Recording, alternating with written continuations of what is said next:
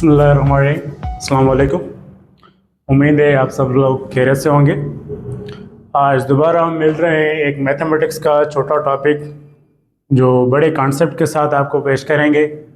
जो टॉपिक है वो है हमारा इमेजिनरी नंबर्स।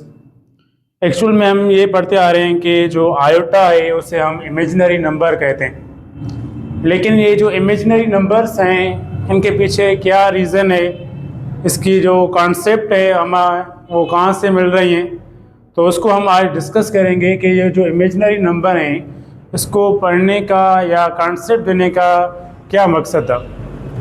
सबसे पहले थोड़ा इंट्रो कर लें तो जो इमेजिनरी नंबर उसका जो कॉन्सेप्ट है हमें एक मैथमेटिशियन ने दिया था जिसका नाम है यूलर।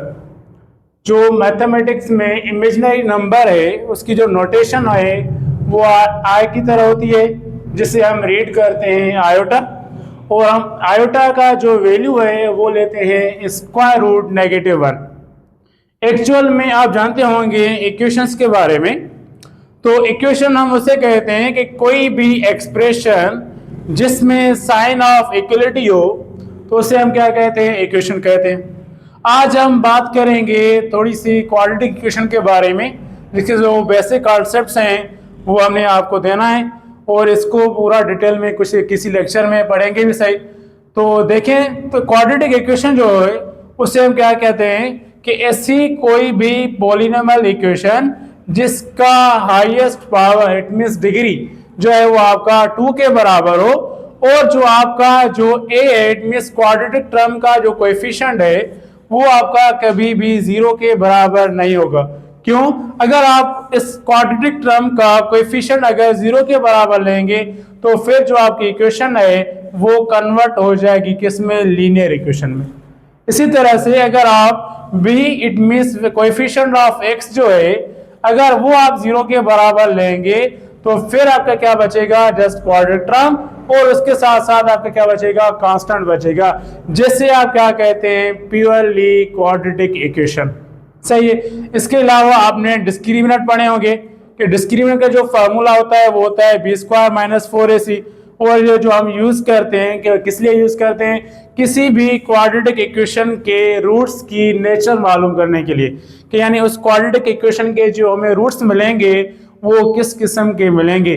सो इसलिए हम डिस्कस ये करते हैं कि अगर आपका डिस्क्रिमिनेंट लेस देन 0 है इट मींस नेगेटिव आ रहा है तो वो आपके जो रूट्स होंगे वो कौन से होंगे, real and unequal. It means जब आप क्वाड्रेटिक इक्वेशन सॉल्व करेंगे तो उसमें आपको 2 वैल्यूज मिलेंगे। सही है, तो आपका जो रूट्स बनेगा वो आपका क्या बनेगा, रियल एंड अनइक्वल।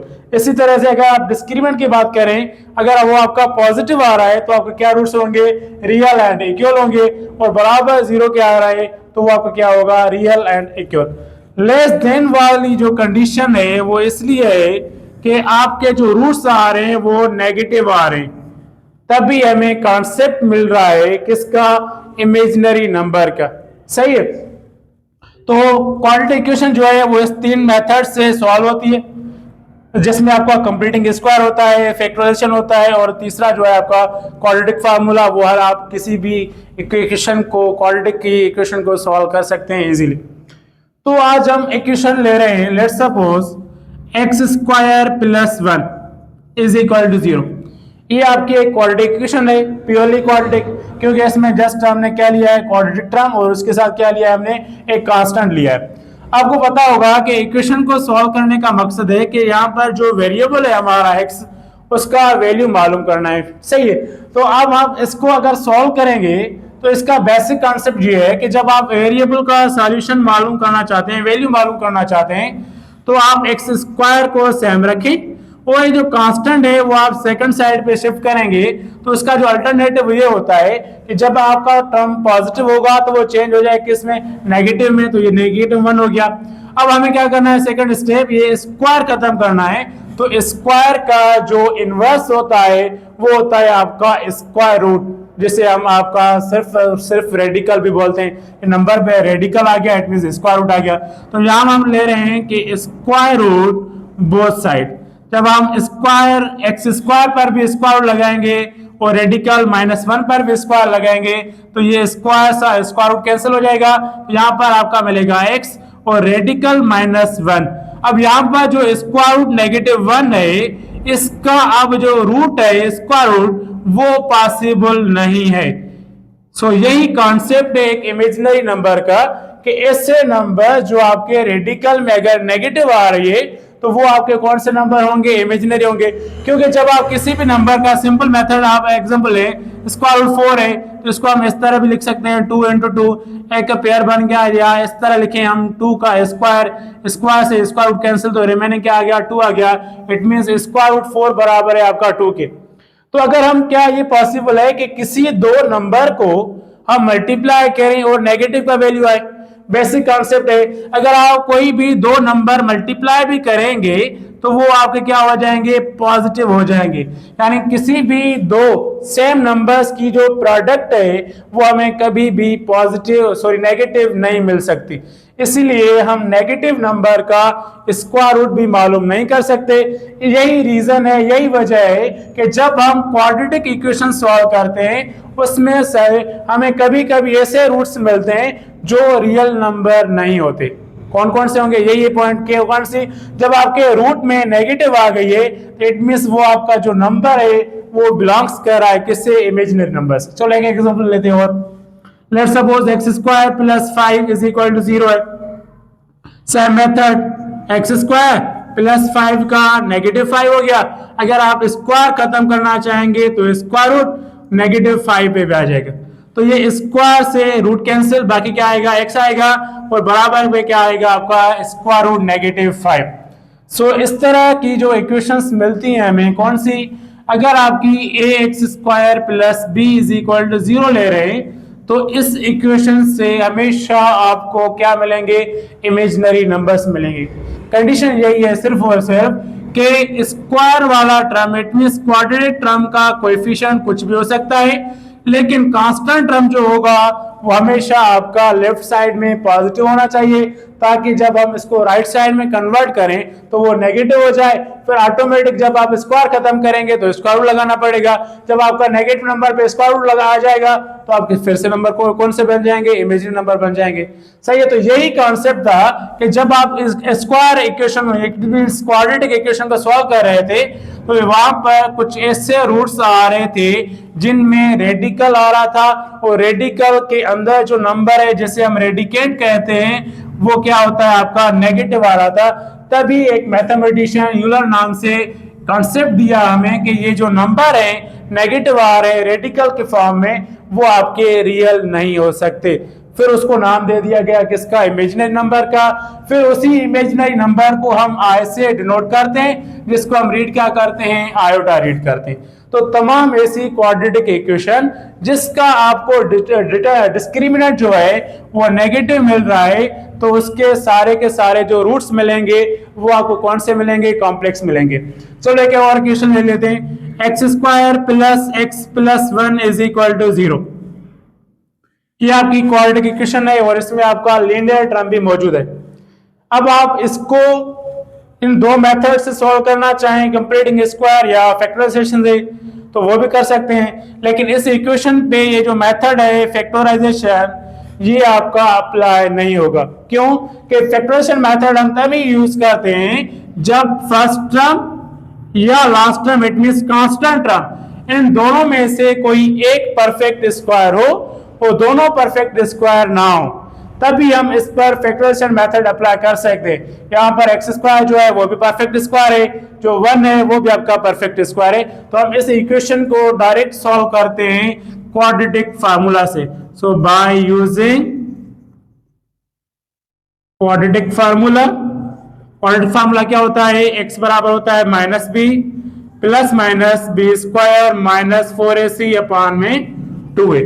यहां पर हम basic concept disturb form repeat कर रहे हैं, x² bx + c = 0। ये आपका स्टैंडर्ड फॉर्म और जनरल फॉर्म है क्वाड्रेटिक इक्वेशन का। यहां पर जो आपका x² है उसका जो कोएफिशिएंट होगा, इट मींस x² को कोएफिशिएंट यहां पर है 1, तो हम वो आपका हो जाएगा a का वैल्यू। सही है, इसलिए आपका जो आपका b है वो क्या है, आपका x का, इट मींस लीनियर टर्म का कोएफिशिएंट है, और यहाँ पर x का वो भी जो कोएफिशिएंट है वो भी 1 है। सो b also = 1 हो गया। तो इसी तरह से आपका जो सी कांस्टेंट है वो भी आपका 1 है। तो यहाँ पर इट मींस हमें ए, बी और C coefficient of X square, coefficient of X and constant term, ये तीनों आपके जो टर्म्स है या वैल्यूज है वो आपके 1 के बराबर हैं। अब हम इसी को, इन्हीं वैल्यूज को हम क्वाड्रेटिक फार्मूला में पुट करते हैं। तो नेगेटिव सैंपल सेम आएगा, b की जगह पे +1 प्लस माइनस फार्मूला की 20 का स्क्वायर इट मींस 1 का स्क्वायर करना है, 4 के साथ a और c का वैल्यू मल्टीप्लाई करना है, यानी 4 × 1 × 1 हो गया, और 2a it means 2 × 1, so -1 plus minus 1 का स्क्वायर 1, 4 1 द 4 आएगा, और अपॉन में जो आएगा वो आएगा आपका just 2, so -1 plus minus -3 divide by 2। अब हम इसी को थोड़ा सा डिफाइन करते हैं, -1 प्लस माइनस, अब -3 को हम लिख रहे हैं 3 × -1 डिवाइड बाय 2। फिर जब आप 3 को और -1 को मल्टीप्लाई करेंगे फिर आपको वही नंबर -3 मिलेगा।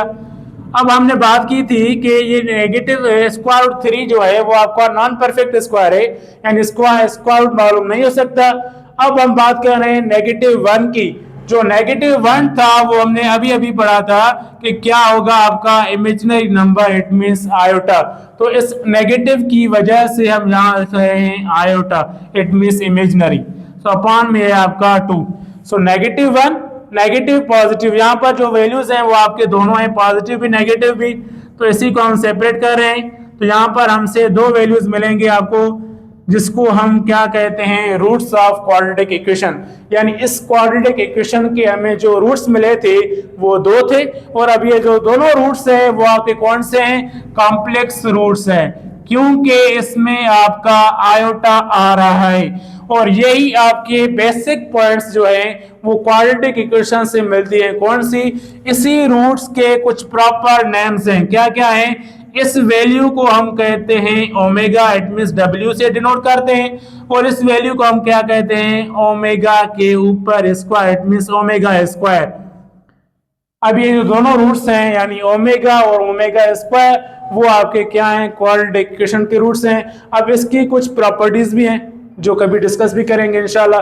तो यानी ओमेगा और ओमेगा स्क्वायर की सम की प्रॉपर्टी है, प्रोडक्ट की प्रॉपर्टी है, या एक दूसरे के इनवर्स है, क्या है सही। तो ये जो कॉन्सेप्ट था, यानी मेन पॉइंट ये है कि इमेजिनरी नंबर्स जो हैं वो हमें जो मिले थे, या उसका जो कॉन्सेप्ट दिया गया था वो आपका दिया गया था किससे, क्वाड्रेटिक इक्वेशन से, सही है। तो इंशाल्लाह अब आ जाए इंशाल्लाह अगले लेक्चर में जो आपका आयोटा अभी पढ़ा है उसके पावर्स की सिंप्लीफिकेशन पढ़ेंगे। तो आयोटा के जो पावर्स हैं उसको किस तरह सिंप्लीफाई किया जाए, सही है। तो अल्लाह खैर करेगा इंशाल्लाह, दुआ में याद रखिएगा।